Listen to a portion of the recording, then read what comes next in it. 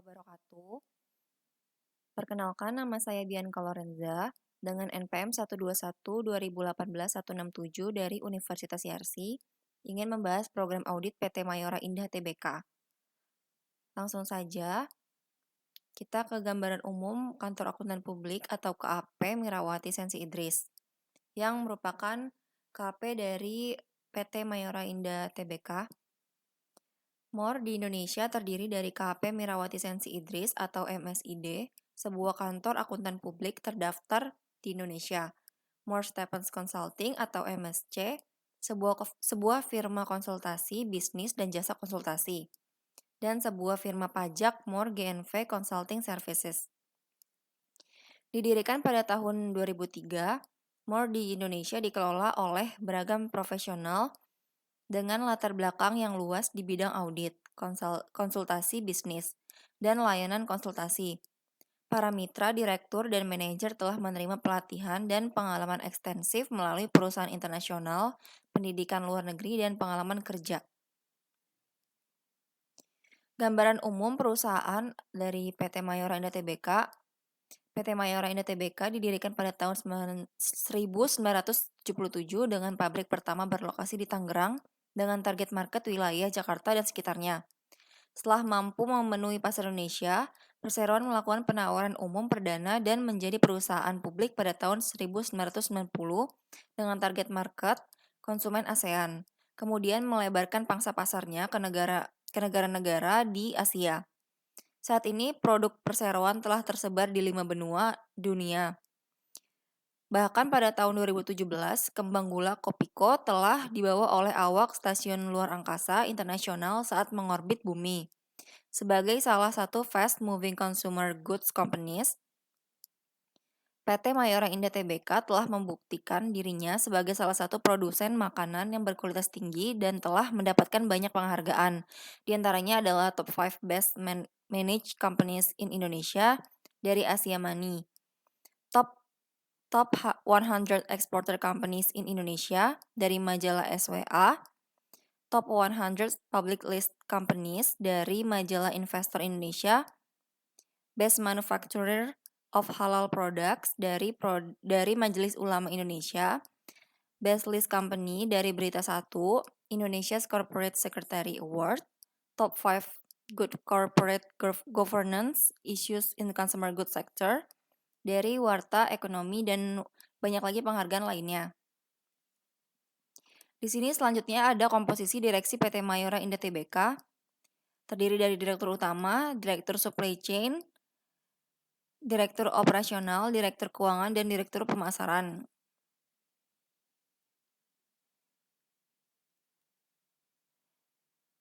Keterangan singkat mengenai anggota direksi perseroan, yaitu ada direktur utama 1, presiden direktur, yaitu Andre Sukendra Atmaja.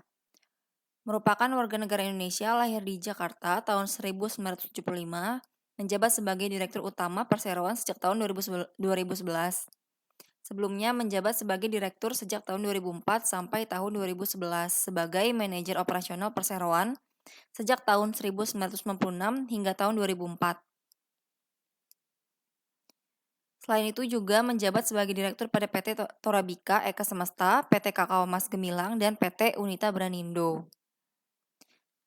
Kemudian ada Hendarta Atmaja, direktur supply chain atau direktur supply chain 1, supply chain director. Warga negara Indonesia, lahir di Jakarta tahun 1978. Menjabat sebagai direktur perseroan sejak tahun 2010. Sebelumnya sebagai marketing manager, new product development manager, senior manager, deputy general manager, dan pada bulan Juli 2010 diangkat sebagai direktur. Selanjutnya ada Wardana Atmaja, yaitu direktur operasional 1, operations director. Warga negara Indonesia, lahir di Jakarta tahun 1979.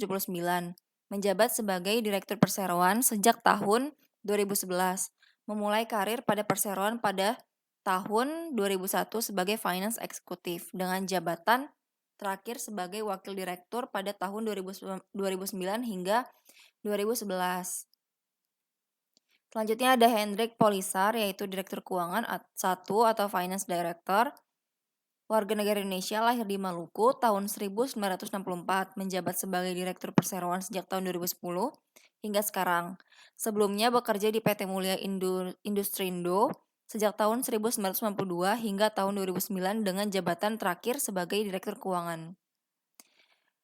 Selanjutnya ada Muljono Nurlimo, yaitu Direktur Pemasaran 1 Marketing Director. Warga negara Indonesia, lahir di Surabaya tahun 1960. Menjabat sebagai Direktur Perseroan sejak tahun 2011, memulai karir pada PT Commotrade Indonesia pada tahun 1975 hingga 1982 sebagai sales supervisor. Selanjutnya di sini ada prosedur audit perusahaan, siklus penjualan dan penerimaan kas pada PT Mayora Indah Tbk. Di sini terbagi jadi kelas transaksi, akun, fungsi bisnis, dan dokumen dan catatan. Penjualan untuk kelas transaksinya yaitu akunnya penjualan piutang dagang. Di sini ada fungsi bisnisnya, pemrosesan pesanan pelanggan, persetujuan penjualan kredit, pengiriman barang, penagihan ke pelanggan, dan pencatatan penjualan. Dan dokumen dan catatannya yaitu pesanan pelanggan atau pesanan penjualan, dokumen pengiriman, dan faktur penjualan.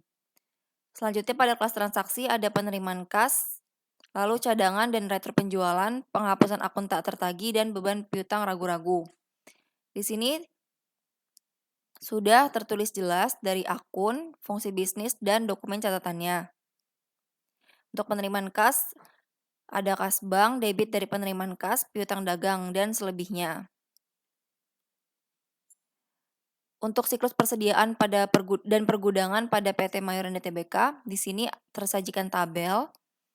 Ada bahan baku terbagi dari persediaan awal, pembelian persediaan akhir, dan bahan baku yang digunakan. Lalu di sini juga ada biaya tenaga kerja langsung yang terbagi biaya tenaga kerja langsung aktual, biaya tenaga kerja langsung yang diaplikasikan, dan overhead manufaktur. Terbagi jadi overhead aktual dan overhead yang diterapkan. Lalu ada barang setengah jadi, barang jadi, dan harga pokok penjualannya. Tujuan audit dari siklus persediaan dan pergudangan adalah menyediakan kepastian bahwa laporan keuangan memperhitungkan secara wajar atas persediaan bahan baku, barang dalam proses, barang jadi, dan harga pokok penjualan. Di sini persediaan bentuknya dapat bervariasi tergantung sifat bisnis perusahaan. PT Mayora Indah Tbk termasuk yang melibatkan penjualan makanan dan minuman kepada konsumen dalam jumlah satuan atau eceran. Penjualan tersebar dalam laporan keuangan yaitu persediaan barang yang tersedia dijual. Selanjutnya ada audit siklus persediaan dan pergudangan menyediakan kepastian bahwa laporan keuangan yang menyajikan informasi bahan baku, barang setengah jadi, persediaan barang jadi, dan harga pokok penjualan secara wajar. Di sini ada tabel fungsi dari audit siklus persediaan dan pergudangan. Adanya aliran persediaan dan dokumen terkait. Lalu ada pemrosesan pemesanan pembelian yang di dokumen terkaitnya yaitu permintaan pembelian dan pesanan pembelian. Penerimaan bahan baku, lalu dokumen terkaitnya laporan pengiriman dan faktur vendor. Penyimpanan bahan baku, berkas utama persediaan perpetual bahan baku. Pemrosesan barang, pembelian bahan baku, pencatatan akuntansi biaya. Penyimpanan barang jadi, berkas utama persediaan perpetual barang jadi, pencatatan akuntansi dan biaya. Pengiriman barang jadi, dokumen pengiriman, berkas utama persediaan perpetual barang jadi, dan pencatatan akuntansi biaya. Kesimpulannya, pada PT Mayora Indah Tbk termasuk yang melibatkan penjualan makanan, olahan, dan minuman olahan kepada konsumen dalam jumlah satuan atau eceran.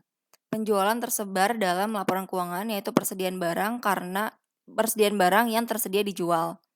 Prosedur audit pada PT Mayora Indah Tbk terdapat siklus penjualan dan penerimaan kas, dan siklus persediaan dan pergudangan. Penyajian siklus penjualan dan penerimaan kas PT Mayora Indah Tbk telah disajikan secara wajar sesuai dengan standar akuntansi. Dan juga untuk siklus persediaan dan pergudangan pada PT Mayora Indah Tbk telah sesuai dengan tujuan auditnya, yaitu adalah menyediakan kepastian bahwa laporan keuangan memperhitungkan secara wajar atas persediaan bahan baku.